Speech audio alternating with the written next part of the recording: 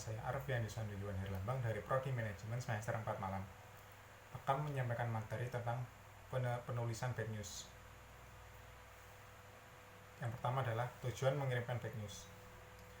Tujuan dari pengiriman bad news adalah menyampaikan berita buruk, memperoleh penerima tentang berita buruk tersebut, mempertahankan sebanyak mungkin niat baik dengan penerima, mempertahankan citra baik organisasi, dan mengurangi atau menghilangkan kebutuhan korespondensi tentang hal tersebut di waktu yang akan datang. Tujuan mengkomunikasikan bad news.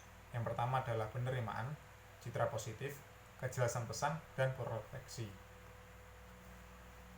Strategi pengorganisasian.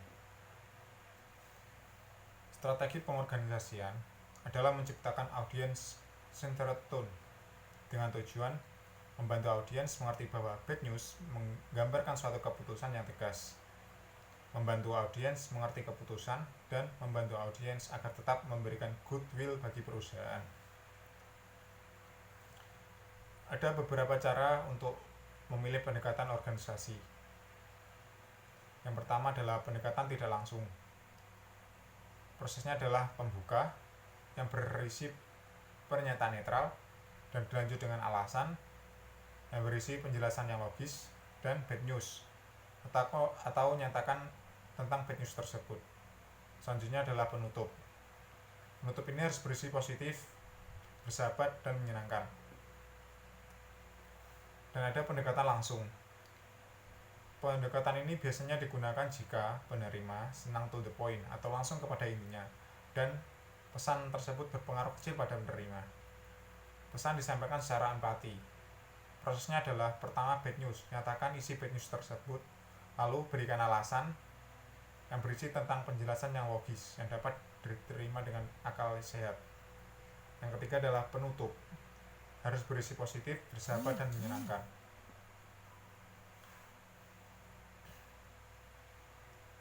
Ada beberapa pertanyaan dalam memilih pendekatan untuk pesan yang negatif. Yang pertama adalah, apakah berita tersebut akan membuat shock? Yang kedua adalah, apakah pembaca lebih suka pesan-pesan pendek yang langsung ke pokok masalahnya? Seberapa penting pesan bagi pembaca tersebut? Dan apakah Anda perlu menarik perhatian pembaca? Dan apa gaya yang disukai oleh organisasi Anda? Kata-kata positif diantaranya adalah, saya tidak paham apa maksud Anda. Tolong klarifikasikan permintaan Anda. Barang tersebut akan diperbaiki minggu depan. Atau mungkin kerusakan tersebut tidak dapat diperbaiki dalam seminggu. Itu merupakan salah satu kata-kata positif.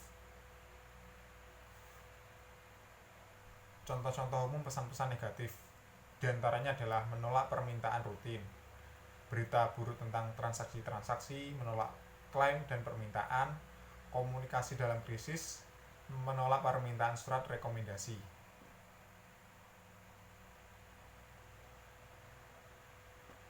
Poin-poin penting yang harus diperhatikan dalam pengembangan pesan negatif. Yang pertama adalah kelola waktu Anda dengan hati-hati.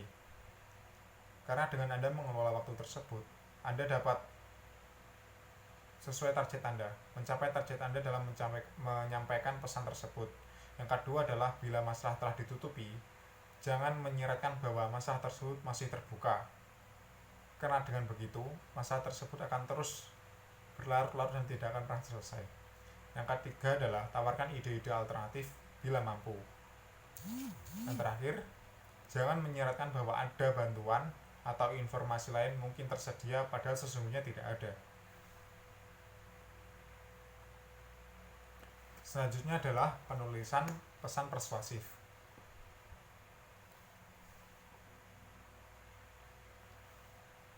Suatu usaha mengubah sikap, kepercayaan, atau tidak audiens untuk mencapai suatu tujuan.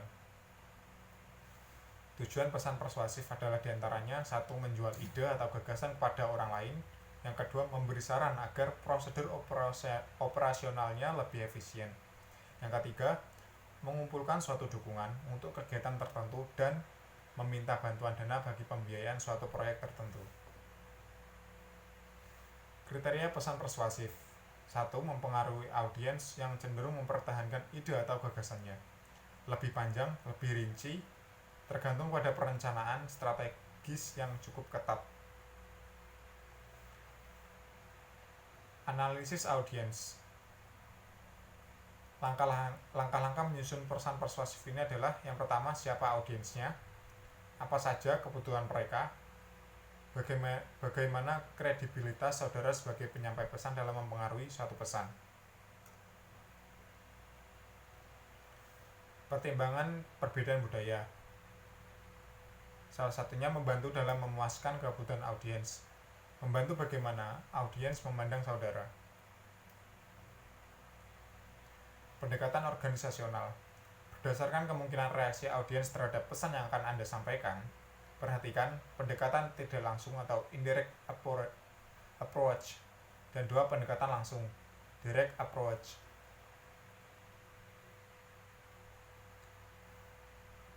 Apa yang diperlukan dalam pengembangan pesan persuasif? 1. Menetapkan kredibilitas. Kapabilitas untuk dapat dipercaya orang lain melalui fakta, public figure yang baik, kemampuan, hard skill dan soft skill. Dan yang terakhir adalah pengalaman. Keterangan argumentasi. AIDA, disingkat AIDA. 1. Attention. Perkenalkan kepada audiens suatu ide yang membuat mereka mau mendengar. Yang kedua adalah interest, minat. Hubungkan pesan dengan manfaat yang akan diterima audiens. Yang ketiga adalah desire atau hasrat. Buat audiens mengubah keinginannya dengan penjelasan. Yang terakhir ada action atau tindakan. Sarankan tindakan spesifik yang diinginkan dari audiens.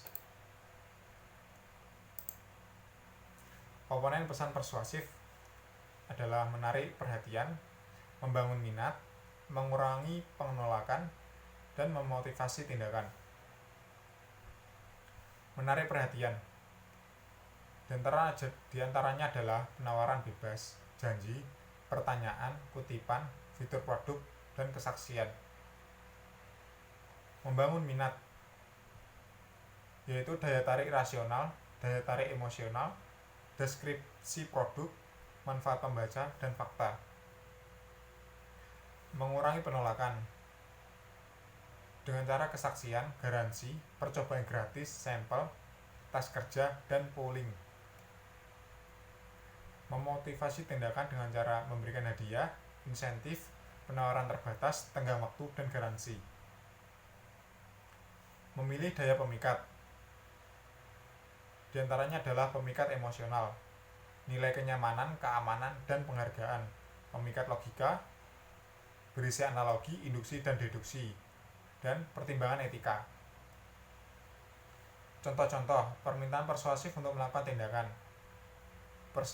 presentasi persuasif tentang ide, pesan pemasaran, dan penjualan. Sekian materi dari saya. Bila ada salah kata, saya mohon maaf. Wassalamualaikum warahmatullahi wabarakatuh.